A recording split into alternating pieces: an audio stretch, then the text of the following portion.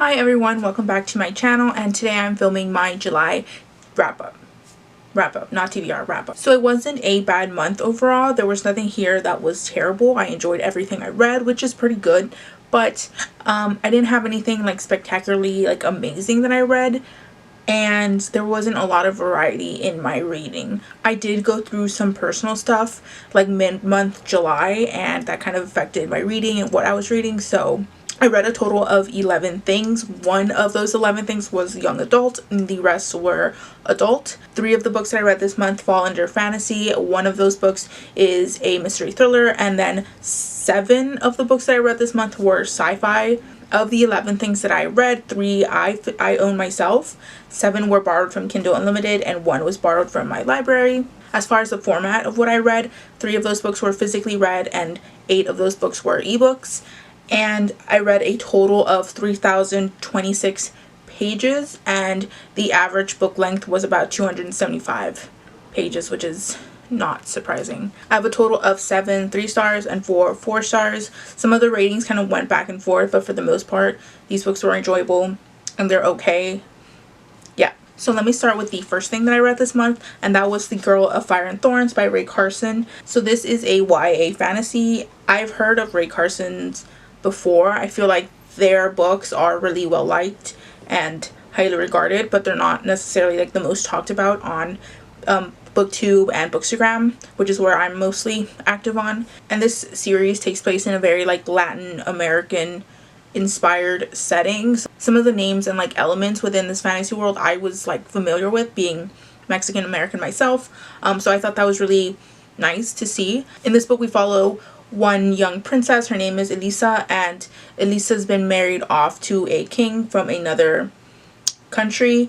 She's fairly young. I think she's like 16, and the king that she's marrying off to is like in his 20s probably. She's not very comfortable in her position, unfortunately. Like, I don't think this is necessarily a bad thing, but this is something that some people might kind of like side-eye.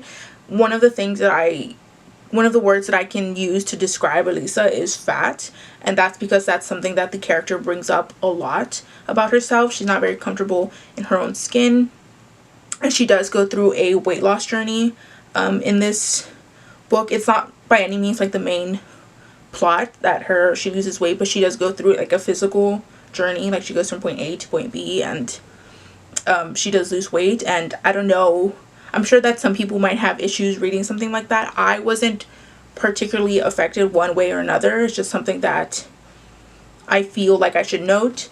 But this princess is sent off to marry a king, and she's not very comfortable in her own skin, and she's also not very comfortable in this new like kingdom that she's been like sent off to. Some things go on plot wise, and she's kind of like on the run at some point, and there are enemies. There's some sort of like political kind of war thing going on as well. The story overall was like okay plot wise. It's not anything that I haven't seen before, but I did really enjoy the writing. If I could compare this writing to anything or describe it, if you're familiar with the production company A24, like their films, this writing feels like that, but in like writing form, if that makes sense. There was kind of like some romantic subplots going on as well, and it ended, or it concluded in a way that I wasn't expecting, so that was really interesting. But yeah, it's a very solid book. I do want to continue on with the series to see where it goes on from here. There was one thing I also should like note.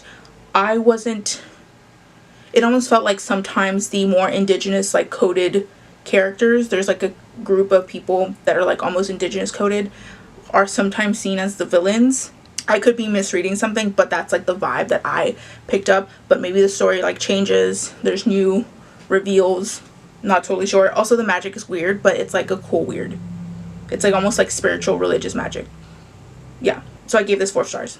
So I'm going to jump ahead to the last book that I finished in July. No reason why, I just wanted to. The last book that I finished in July was The Widow by Fiona Barton. This is the one mystery thriller that I read this month. So I gave this 3 stars. This mystery thriller follows a woman whose husband was accused of kidnapping a little girl and hurting her, and throughout the entire ordeal, like the investigation and the trial, the wife stood by her husband, like no questions asked.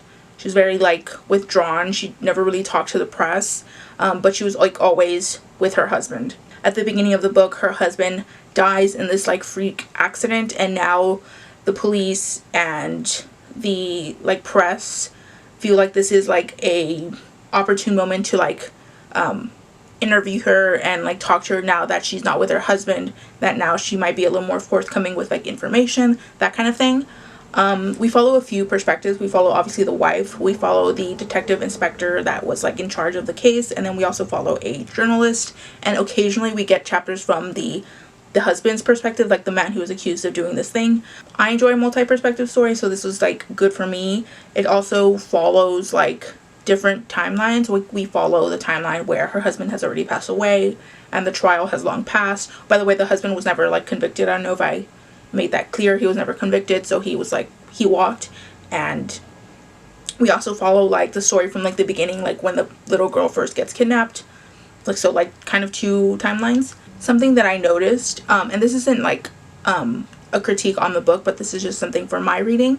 I don't like when it's when there's multiple timelines and the author is like straight up like giving us the date in which this chapter takes place. Like the chapters are literally titled like February 12th 2008 or something like that, which is correct, right, to give me the exact date in which this like occurs timeline wise, but like I don't think of time in that way. Like I think of time in like a relative sense, right? So like 6 months ago, 8 months ago, 2 years ago, that's how I think of time, but not like actual dates. So it wasn't like I was getting confused, but it was something that I noticed that I don't like.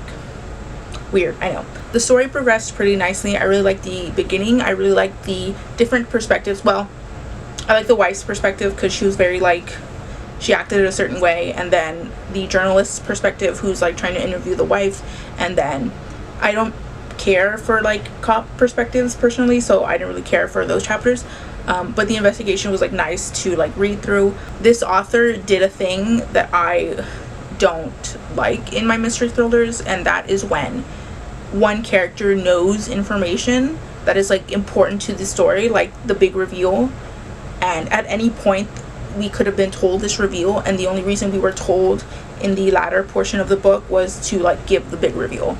Like it was time for a reveal, so we were given it even though the character already knew. They already knew, you know what I mean? Like it's one thing if you're reading a mystery thriller and a character doesn't know anything, people are lying to them, they don't know what's the truth. I understand that, and then eventually you get a reveal, but one of the characters here like knew information, and we were only given that information when it was like time for a reveal to be given to us. I hope that kind of makes sense. I hate when authors do that. It's one of the reasons why I hated that really popular book, The Silent Patient.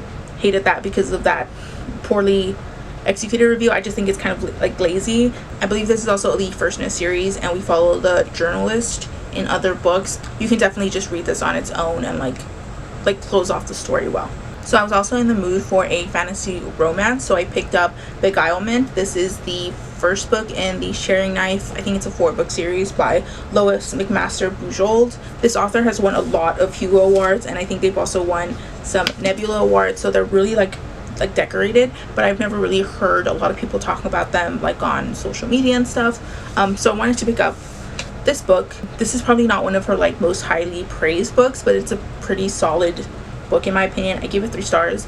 In this book we follow a young girl named Fawn, and Fawn has recently left her like very small like farming town to go to a somewhat larger town. This is very medieval vibe, so it's not like a metropolis that she's like going to. It's like a nice bigger town that she's like used to.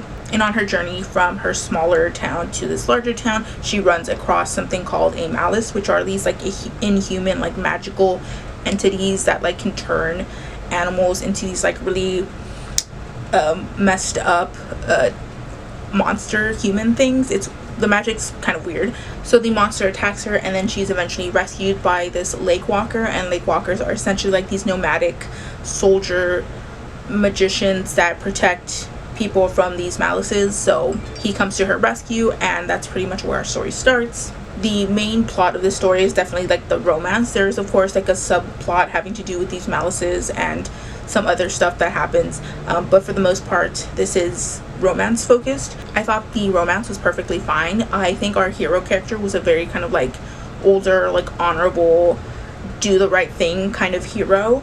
I was kind of getting like Aragorn vibes from him personally. Both of our characters are very like sweet and kind, so the romance itself was also very like wholesome, and the entire world and writing was also kind of just like very wholesome, comfortable, very chill, medieval fantasy type romance. There are just some trigger warnings that I think you should know going in. Our main character is, I believe, like 19, and her love interest is a bit older. I think it's one of those things where he like looks younger because of magic, but he's a little bit older, that kind of thing.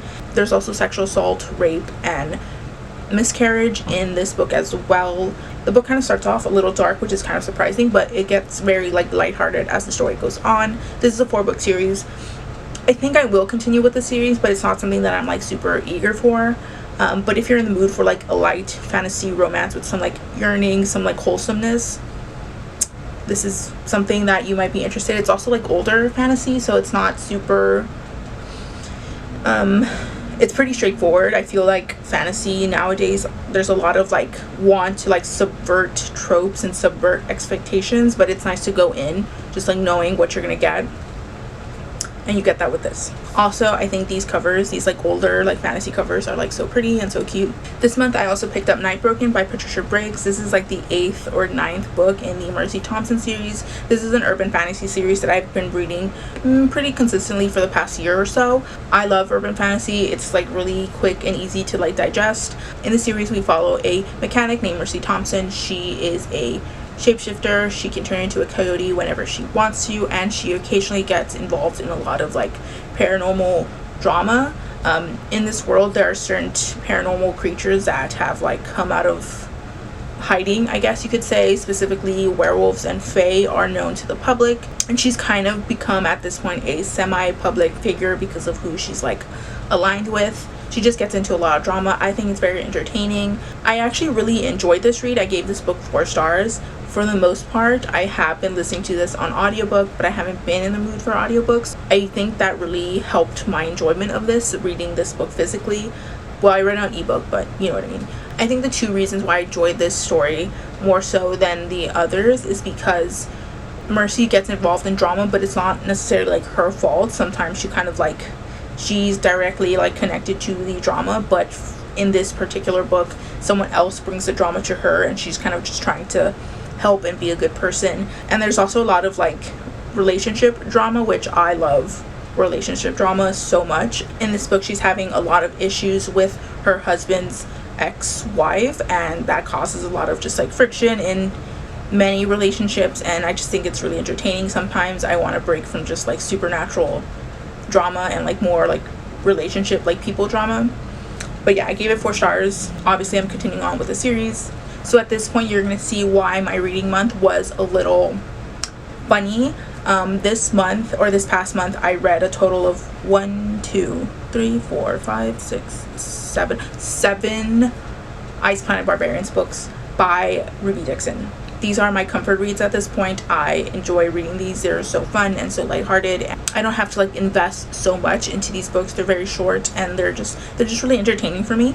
And she writes them really well. You would think that like, this is like no shade to like any type of romance author, but you would think a story that is for the most part a little more focused on like the sexual relationships, it would lack on other places in the story, but it doesn't. This author does really well at creating like compelling like characters and then compelling romances between the characters in such a short time. I think a lot of other people who write romances as in like subplots can maybe like look to someone like Ruby Dixon to like really love romance. As someone who has never really like been invested in romance until I started reading more Ruby Dixon, I gave most of these 3 stars, which is like a pretty good rating in my book. There's nothing wrong with 3 stars. I just want to be entertained, and I just want to kind of like be swept off my feet and not have to like think about like outside drama, which I already told you that like I went through something this month. So Ruby Dixon's books are really like my comfort, at least at this point in my life. I'm gonna kind of speed through these because I guess my critiques and like my thoughts on these series are pretty much unanimous. Anything that stands out I'll mention, but for the most part I feel the same about all of these books. I love them, I enjoy them. They're nothing like award winning. Like I don't think we should like nominate them for awards, but I mean they do what they're intended to do, and I love that. So the first one is Ice Planet Holiday. This is Claire's story. This is a kind of shorter novella amongst these already short books. This is like the holiday, one of the holiday books that Ruby Dixon has released. Oh, and I forgot to mention, I just assume everyone knows what these books are about because they got really popular on TikTok, but if you don't know, this series is about a group of human women that were abducted from Earth, and they were being taken for like human trafficking purposes, but then they crash landed on this like ice planet, and on this ice planet there are these like barbarian-esque, human-esque characters, and the human women obviously have to kind of make do and like live on this planet with these barbarian type characters. There's obviously romances. Yeah, Ice Planet Holiday. This is the holiday, or one of the holiday novellas that Ruby Dixon has written, and this follows Claire. Very sweet, very cute. I love the holiday season, and it was really nice seeing these human women try to like bring in holidays. After that, I read Barbarians Prize. This one follows Tiffany, who at this point in the story, there's not a lot of unmated women. There's only a handful, and like Tiffany's probably the most adored, or like most of the men who aren't mated are like trying to court her and like try to like flirt with her and like try to like prove that they are worthy for her. So they're like really kind to her and like bring her gifts, but she's kind of like, she's not really feeling it. I'm trying to remember, but I think this is probably like the instance where I was kind of really starting to acknowledge that Ruby Dixon was like trying to not necessarily write diversity in her books, but like she didn't want all of her characters to kind of be like the same type of woman. And Tiffany has gone through some traumatic stuff in her life, and that has really affected the way she sees romances, not just with human men, but obviously these like alien barbarians. And yeah, it was really nice seeing that journey for her in a series that is very much like focused on like romance, sexual romance, that type of stuff. I gave this one 3 stars as well. After that is Barbarians Mate. This one is probably one of my favorites that I've read within this series. We follow Josie, who's pretty much been like seen as like the most like annoying woman in this group of women because she talks a lot and she's kind of like obnoxious, and I have like a soft spot for her because I feel like I was pretty obnoxious growing up. Maybe I still kind of am, I don't know. And she kind of has like a hate to lovers romance in this one, and I loved it. I adored it. It was so cute. I gave this one 4 stars. After that, I read Barbarians Touch. This one is following Lila, who's a kind of newer girl to the group of women.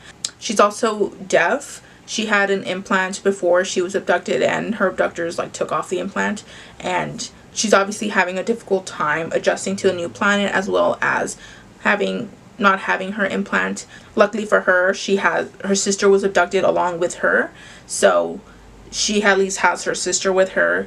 And this is also one of those books where I kind of like have to like tip my hat off to Ruby Dixon, because I don't often see main characters with like disabilities, much less like hearing disabilities. So while the first books in this series kind of started off as like a very cheesy like quick little romance stuff, I definitely think at this point Ruby Dixon was like trying to create, I guess, diverse characters, not necessarily in like race, because I don't know ethnically like what these women fall under. I think maybe there's like one character I know for sure is a woman of color, but in these really short like novella type length books, these characters are all pretty distinct and very different, and I think that's really impressive for such, again, small books, or like short books, if that makes sense. After that, I read Barbarians Taming, and this is where we follow Lila's sister, Maddie. So Maddie is also someone that is not really liked. Where Josie was kind of annoying, Maddie's like outright kind of rude, which I can't blame her for, because again, she's on a new planet. She has to kind of, she's taken the role of taking care of her sister, and she's kind of just, you know, she's rude. She doesn't want to like hang out and just like act like everything's normal, because everything's not normal. She's like the more like headstrong sister. People are trying to like include her into like, you know, their family, into their like community, and she's like very withdrawn from everything. I also did like this relationship because the man that she eventually starts a relationship with, he's also not very well liked. He's made some mistakes in his past, and I actually really didn't like his character because he's kind of been in the background for some of these past books. I didn't like his character, and then of course Ruby Dixon made me like him again, or made me like him for the first time. So I think she just writes characters really well. So we have like 2 kind of unlikable people coming together. I gave this one 4 stars as well. After that, I read Barbarians Heart.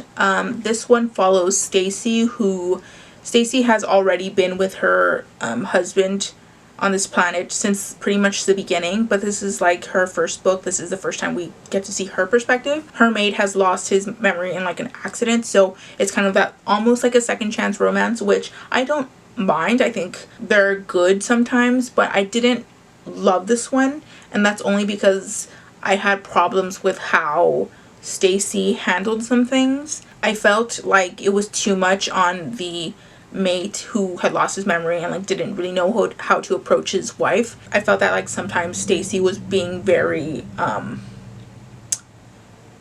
difficult, I guess, which I hate putting the blame on this woman who's obviously been through something, but I felt that it made me kind of uncomfortable where they were telling his mate or her mate who had lost his memory, you're not trying hard enough to love your wife again and you need to put more effort into this relationship. Stacy, for the most part, it didn't seem like she was trying at all. She was just kind of very emotional about this whole thing, which is understandable, but like you can't say I want my husband back but then also not give the effort to like, you know, fall in love again, if that makes sense. So I just had a problem with like the conflict, like the central conflict of this story. So I gave this one 3 stars. And then the last book I'm going to talk about is Barbarians Hope. This one was very different because we didn't follow a single human, or we didn't have a human main character. We follow Asha and Himalo. Asha and Himalo have been together for some time now. But before the story starts, before like the entire series starts, Asha lost a child in pregnancy. I believe it was a miscarriage or stillbirth. So triggers for that. Obviously, Asha is very emotionally affected by this and it has ruined their relationship. And at this point, they haven't been together for quite some time. I want to say a few years now. And this is their second chance romance. And again, this is one of those books that made me appreciate how much Ruby Dixon is putting into these characters. Something like putting in a mother who has lost a child is not something that I totally see in these kind of romances. Again, I think just Ruby Dixon's trying to like really make each of these characters stand out, and I really respect that. I gave this one 3 stars. There's nothing wrong with it. I just wasn't super invested in the couple. Asha is also a kind of unlikable character. She has been, which is understandable because she lost a child and that kind of affected her, you know, her personality. She's not super like warm and welcome, and all she really wants is to be a mom, and it's very hard for her seeing all these human women come to her community and just get pregnant and have tons of children, and she's still very much affected about the one child that she lost. So I guess overall I did have like a decent reading month. I can't be mad that I didn't dislike anything. It's great that I think it's great that I liked everything that I read. There was no 5 stars, so that's kind of sad in a way, but I don't go into books expecting like 5 stars for everything. I'm perfectly fine reading a 3-star book. So yeah, those are all the books I read during the month of July. You can obviously see why my reading month this month was kind of weird. I guess I can go more into depth with these Ice Planet Barbarians books, but like I feel the same way about most of them, so I kind of speeded through them towards the end there. But yeah, feel free to talk to me in the comments about like anything I've talked about. What did you read this past month? Did you enjoy anything? Did you hate anything? I like to hear anything you have to say in the comments below. I'll link all my socials down below, as well as some far more important links. Feel free to like, comment, or subscribe, or do neither. It's like all cool with me. Thank you so much for watching, and I'll see you in the next one. Peace out.